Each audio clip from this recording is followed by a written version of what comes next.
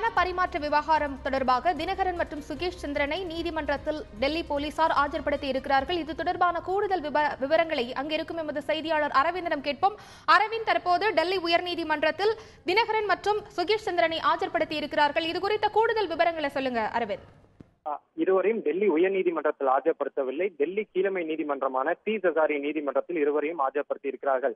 சுகேஷ் சந்திரசேகர் மற்றும் டிடிவி தினகரன் ஆகிய இருவரையுமே Delhi crime branch காவல்துறை சற்று நேரத்துக்கு முன்பாக சிறப்பு நீதிமன்ற நீதிபதி பூனம் சௌத்ரி முன்னிலையில் ஆஜர்படுத்தினார்கள்.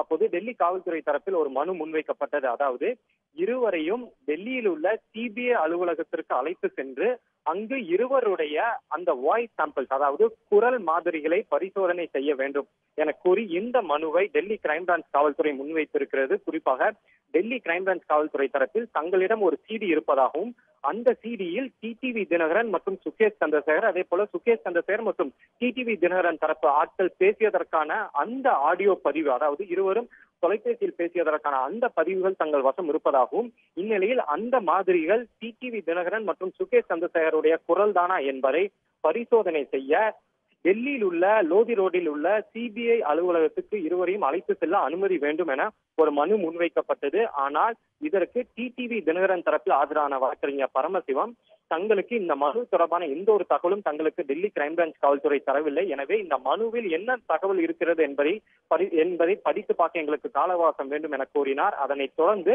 இந்த மனு மீதான விசாரணையை திங்கட்கிழமைக்கு ஒத்திவைத்துள்ளது டெல்லி தீசசாரி நீதிமன்றம். குறிப்பாக இருவரையும் சிபிஐ அலுவலகத்துக்கு அழைத்து சென்று அவர்களுடைய குரல் மாதிரிகளை பரிசோதிக்க வேண்டும் என்பதுதான் டெல்லி கிரைம் பிரான்ச் காவல்துறையின் கோரிக்கை. ஆனால் இந்த மனு தொடர்பான தகவல் தங்களிடம் தற்போது இல்லை, எனவே எங்களால் தற்போது வாதிட முடியாது, எங்களுக்கு கால அவகாசம் வேண்டும் என கூறியதால் மனு திங்கட்கிழமைக்கு ஒத்திவைக்கப்பட்டுள்ளது.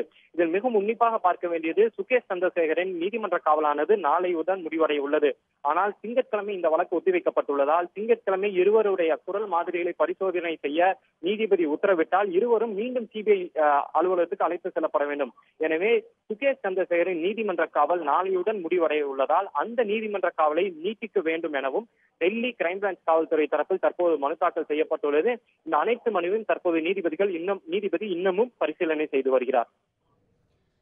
அரவிந்த், இப்போது டெல்லி காவல்துறையினர் மனு அளித்திருக்கிறார்கள் உயர்நீதிமன்றத்தில். அவர்கள் அனுப்பிய மனு மீது எப்போது அவர்களுக்கு அனுமதி கிடைக்க வாய்ப்பு இருக்கிறது அரவிந்த்? நான் முன்பே சொன்னது போல இது உயர் நீதிமன்றம் கிடையாது, டெல்லி கீழமை நீதிமன்றமான தீசசாரி நீதிமன்றம். டெல்லி சிறப்பு நீதிமன்ற நீதிபதி பூனம் சௌத்ரி முன்னிலையில் தான் இருவரும் மீண்டும் ஆஜர்படுத்தப்பட்டுள்ளனர். தற்போது இவர்களுடைய தரப்பில், அதாவது டெல்லி காவல்துறை தரப்பில் இந்த மனு முன்வைக்கப்பட்டுள்ளது. இருவரையும் நாங்கள் சிபிஐ அலுவலகத்துக்கு அழைத்து செய்து அவர்களுடைய குரல் மாதிரிகளை பரிசோதனை செய்ய வேண்டும்.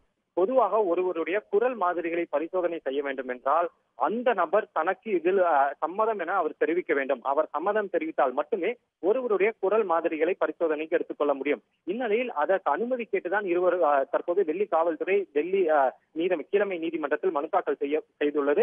இந்நிலையில் டிடிவி தினகரன் வழக்கறிஞர் எங்களுக்கு இந்த மனு தொடர்பாக பதிலளிக்க எங்களுக்கு திங்கட்கிழமை வரை கால அவகாசம் வேண்டும் என கோரியிருக்கிறார். எனவே தற்போது அந்த மனு மீதான விசாரணையானது தற்போது திங்கட்கிழமை ஒத்திவைக்கப்பட்டுள்ளது.